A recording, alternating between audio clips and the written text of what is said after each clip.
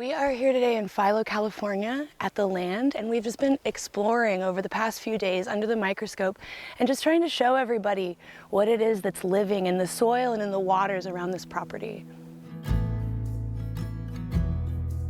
For me, I grew up on a farm in the Midwest, and my grandmother was always having a garden. And, you know, I can remember back then we would go out and we would just plant a seed in the ground and it would grow a beautiful plant. And over the years of my life, I've seen this change happen where it's not like that anymore. And even if we go back to the Midwest, to the same land that I grew up on and that same soil, it's been degraded through my lifetime. You know, it's not that easy to get a garden growing.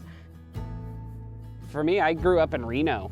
I was a city boy my whole childhood growing up all the way through college. It really wasn't until I met her and she dragged me out into the woods. We went out to this farm out in Nevada City and just kind of fell in love with nature there.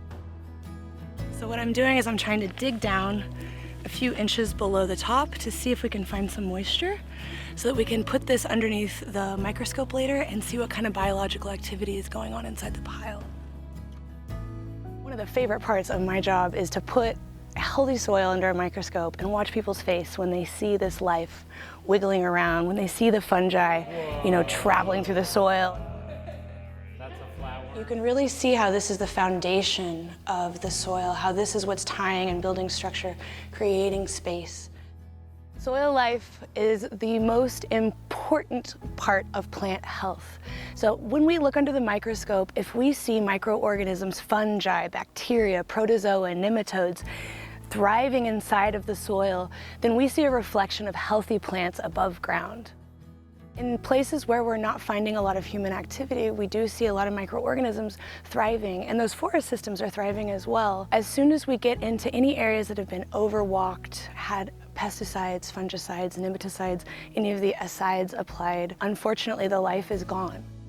All these things inhibit the growth underneath the soil. They give us plant production, but they're really not healthy plants. It's kind of a system that is killing the soil, but giving a little bit to the plants so that they can actually produce foods.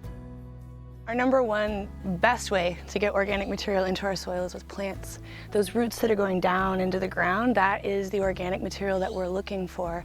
And so, you know, one of the first steps that we have in this process is just covering the ground.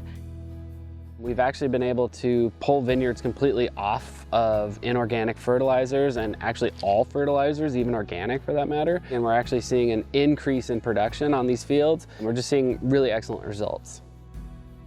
And you know, there's a lot of different ways to go about regenerating soil. You can use animals, you can use permaculture design techniques. Over time, as these microorganisms and plants begin to form relationships, begin to build soil structure, retain water, cool the surface of the earth around them, you'll start to see really magic happen. These plants will become, you know, much bigger, much healthier, much more able to take care of themselves without adding nutrients on and helping them out with fertilizers. The reason we started doing this work is because it is a solution. There are solutions out there.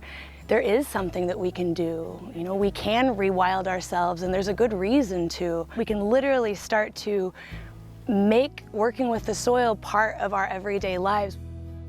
It's not just something you need to be out in the woods doing, you know, it's something you can do in the cities as well. There's land all around you.